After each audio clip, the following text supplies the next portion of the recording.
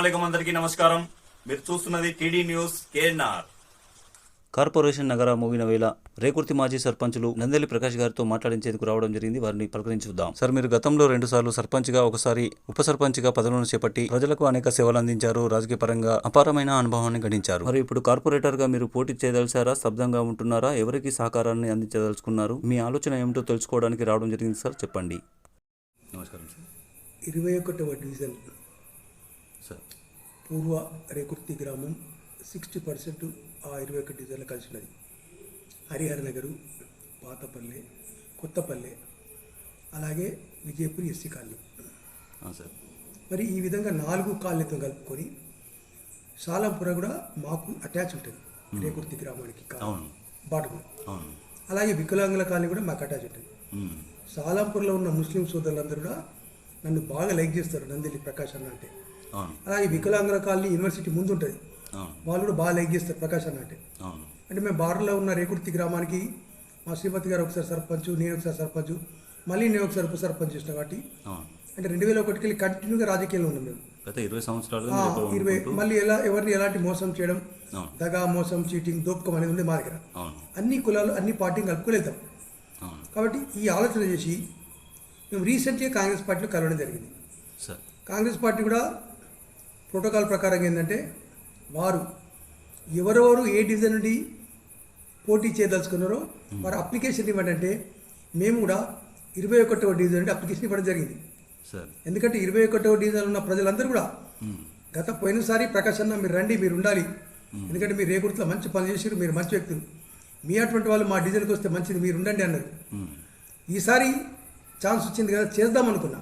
కానీ మన పొన్నం ప్రభాకర్ గారు మంత్రి గారు ఎప్పుడైతే 21వ డివిజన్కు దత్తత తీసుకొని వారు పనులు చేస్తున్నారో వారి కింద, వారి ఆధ్వర్యంలో మరి నరసింగం అనే ఒక క్యాండిడేట్ కూడా ఇప్పుడు కాంగ్రెస్ పార్టీ తరఫున చేస్తున్నారు కాబట్టి, పోటీ చేస్తున్నారు కాబట్టి ప్రచారం చేసుకుంటున్నారు. అలాగే బోనాల శ్రీని గారు కూడా ఉన్నారు, వారు కూడా నరసింగం గారికి సపోర్ట్గా ఉన్నారు కాబట్టి మేము ఇక్కడ అనుకునేది ఏంటంటే, నరసింగం గారు కూడా ప్రజలతో మమేకమై పనులు చేస్తున్నారు.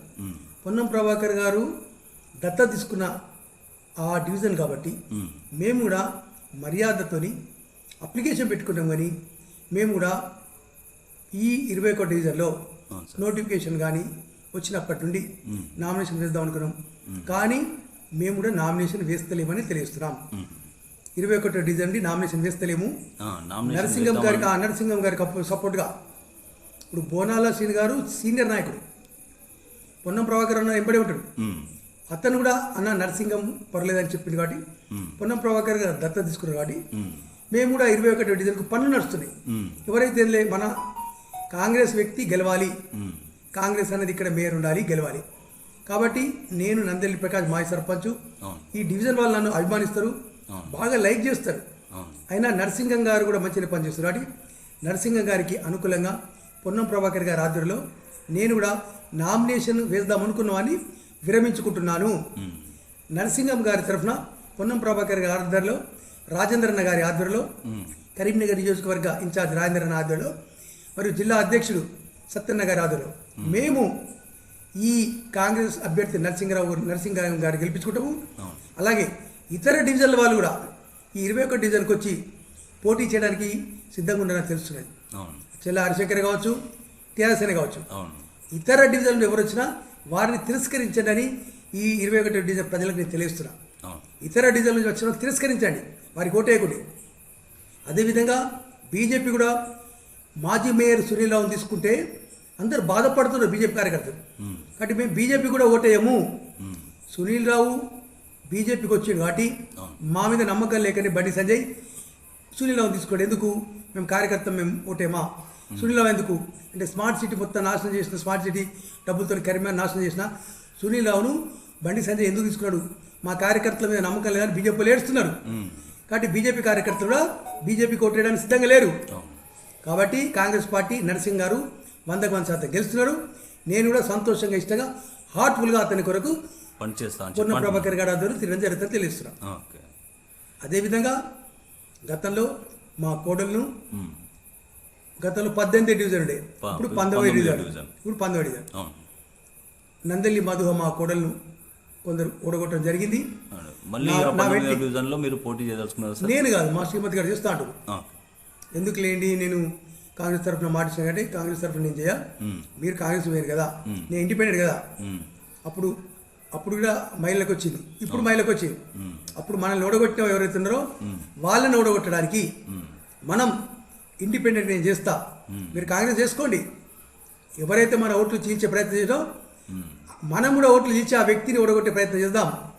మీరు కాంగ్రెస్ సపోర్ట్ చేయండి, మీరు తిరగండి, నేను కాదనా. నేను మాత్రం ఇండిపెండెంట్ తప్పకేస్తా అని మహిళ అయిన మా శ్రీమతి నందిలి పద్మ మాజీ సర్పంచ్ గారు కూడా 19 డివిజన్లో నామినేషన్ వేయడానికి ముందుకెళ్తున్నారు, సిద్ధంగా ఉన్నారని కూడా నేను తెలియజేసుకుంటున్నాను. అంటే మీరు కాంగ్రెస్ పార్టీ తరఫున మీరు ప్రచారానికి వాళ్ళు సపోర్ట్ చేసినా కూడా నేను మాత్రం ఆ డివిజన్లో మళ్ళీ కార్పొరేటర్గా పోటీ చేస్తా అని చెప్పి మేడం అంటున్నారు. అవును, ఇతరులు ఓడగొట్టడానికి అంతే. అయితే గతంలో మిమ్మల్ని ఓడించిన వారిని ఇప్పుడు ఓడించడానికి వేరే పార్టీ వాళ్ళ ఓట్లు చీల్చి వాళ్ళని ఓడగొట్టడానికి ముందుకెళ్తున్నారు. మమ్మల్ని కూడా ఆ విధంగా వాళ్ళు చేసినట్టు మేము చేయకుంటే బాగుంటుంది కదా. అవును. నేను కాంగ్రెస్ పార్టీకి ఎవరు టికెట్ ఇచ్చినా 19 డివిజన్ తిరగడం జరుగుతుంది, చేయడం జరుగుతుంది. ఒకవేళ నన్ను చేయడం నేను చేస్తాను. నేను నేను నేను కూడా వేస్తాను 19 డివిజన్. తద్వారా కాంగ్రెస్ పార్టీ అభ్యర్థికి మేలు జరుగుతుంది మేలు తప్ప జరుగుతుంది, మేలు నష్టం జరుగుతుంది. జరగదు అని చెప్పంటారు. మేలే జరుగుతుంది. ఓకే. ఎందుకంటే వేరే అదర్ పార్టీస్లో ఓట్లు చీల్చుతాం మేము. అవును. చూస్తామంటే కాంగ్రెస్ పార్టీ విజయం సాధించడానికి నేను ముందుకెళ్తున్నా. అవును. అవును.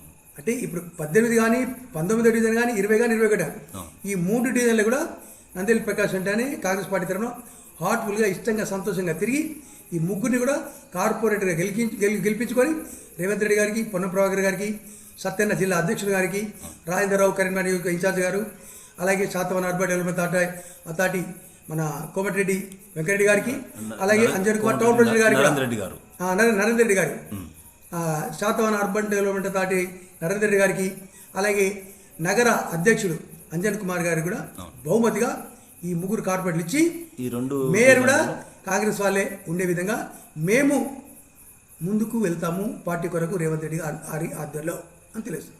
అంటే 19, 20, 21 డివిజన్లలో తప్పగా పోటీ చేస్తున్న కాంగ్రెస్ పార్టీ అభ్యర్థులకు సపోర్ట్గా పనిచేస్తాము అని చెప్పి సపోర్ట్ తప్పగా అది కూడా ఇష్టంగా సంతోషం పనిచేస్తాం. ఇష్టంగా సంతోషం, మళ్ళీ మోసం చీటింగ్ దాకా ఉండదు. ఇష్టంగా సంతోషం పనిచేసి గెలిపిస్తాం తప్పక. Okay sir, thank you sir. మీ ఆశయాలు నెరవేరాలని చెప్పి మేము కూడా కోరుకుంటున్నాం. ధన్యవాదాలు. నమస్కారం. నమస్కారం సార్.